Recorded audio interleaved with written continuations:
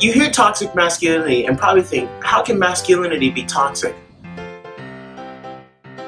Only 5 seconds in, and you're already assuming my thoughts. That must be some kind of record.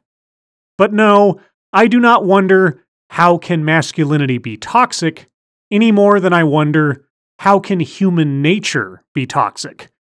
Because bad decisions and bad actions are a consequence of individual choices, no matter the gender or the levels of testosterone involved. Toxic masculinity is exactly what it sounds like. Oh, so it is sexist nonsense. Because that is what it sounds like to me. It's toxic and affects everyone. Wait a second. Our speaker's definition of toxic masculinity is that it is toxic and affects everyone. Setting aside the problem of using a word in a word's own definition, i.e., toxic means toxic, masculinity equates to affecting everyone? These videos are produced by an accredited college, aren't they? How very, very sad. Toxic masculinity refers to the socially constructed meaning of what it means to be a man. Unemotional, strong, breadwinner, aggressive, dominant, and so on. In other words, the man box. Okay, let's take those on one at a time. Unemotional. Men are not unemotional. They are just more commonly in control of their emotions as compared to women. As far as strong, I assume you could mean physically or emotionally, but since men don't have emotions, I will assume the former. And yes, men are, on average, the physically stronger of the two genders. This is due to sexual dimorphism. This is due to biology. It is not a social construction. It is not something that is merely imagined.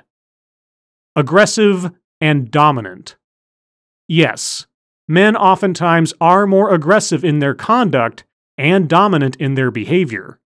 They generally operate in assessing the world through structure and leadership. But here's the thing. None of those attributes are toxic. Stoicism, strength, ambition, and initiative. Those are not inherently bad qualities. But you want them to be considered bad. You need them to be considered toxic. Why? Are you jealous? Toxic masculinity is the negative, unintended consequences men gain from trying to align with the man box. If as men, we try to assimilate to this box of what it means to be a man, then we are harmful to the people around us. If men are stoic, strong, and industrious, we are causing harm to others. It's not a matter of what specific choices we make or actions we take as individuals. Simply possessing these attributes is hurting people. Got it. Take, for example, sexism, domestic violence, sexual assault, microaggressions against women, and so forth. Yes. Only men can be sexist. Only men can commit domestic abuse. Only men can perform microaggressions. Only men can do these bad things. And they do these bad things as an unintended consequence of merely being men. Got it. But if you do not align with these values, then you are shunned by your peers and not seen as a man, and people will let you know that. So you're telling me that if I am a over-emotional, weak, standoffish, and fearful person, I will be shunned by my peers? You don't say. Football players are allowed to cry when they lose a big game. Take off the helmets, pads, and cleats, then when a man cries, he is considered weak? Not necessarily. You just qualified your example with having lost a big game. Why is the man without the football uniform crying? Context matters, you know, in language and in words, and even in words of the week. This is detrimental to boys and men of all ages. This not only shuns us from living out our emotions, but also holds us back from being our true selves. So, masculine attributes, stoicism, strength, initiative, these are falsehoods. They are components of a grand deception. Men's true selves are more like women, and less like the social construct of what it means to be a man.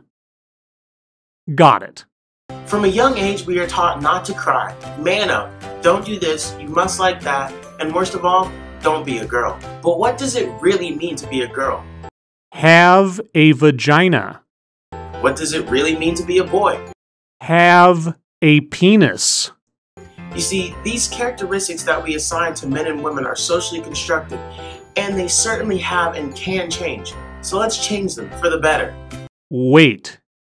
Characteristics that we assign to women? What characteristics?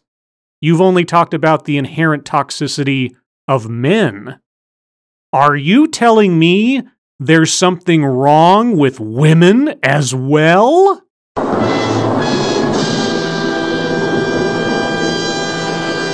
If you want to try out for football, great. If you want to try out for cheerleading, great. I did cheerleading for 4 years and loved it. Ah, you were a cheerleader, watching from the sidelines as other men took the risks and the hits, the failure and the glory. But you were a good ally.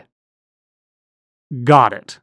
How does toxic masculinity show up here at PCC? Think about it. Well, here's my pitch on that question.